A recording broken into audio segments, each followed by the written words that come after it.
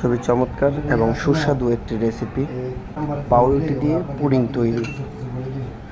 পাউরুটির পুডিং তৈরি করতে প্রয়োজনীয় উপকরণ: প্রথমে ডিম, পাউরুটি, পরিমাণ মতো চিনি, পরিমাণ মতো লবণ এবং সবগুলো একসাথে ব্লেন্ডার দিয়ে ব্লেন্ড করে এগুলাকে সাথে কিছু গুঁড়া দুধ দিয়েছি, ডিমগুলো ঢেলে দিলাম, তার সাথে দুধ একসাথে সবগুলো উপকরণ মিক্স করে নেব এখন আমরা ব্লেন্ডারের মাধ্যমে।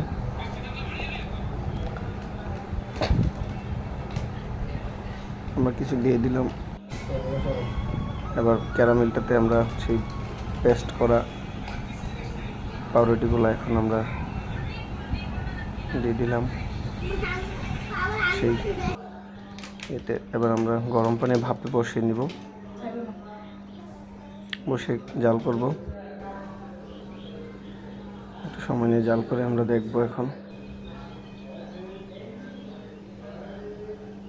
এই তো মোটামুটি হয়ে গেছে। এখন এটা একটু ঠান্ডার জন্য আমরা রেখে দিব। আপনি চাইলে ফ্রিজে ঠান্ডা করে খেতে পারেন।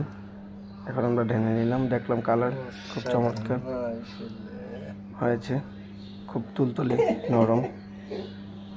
আমরা এটাকে কেটে নিচ্ছি। ওয়াও, চমৎকার, অসাধারণ, খুব সুন্দর।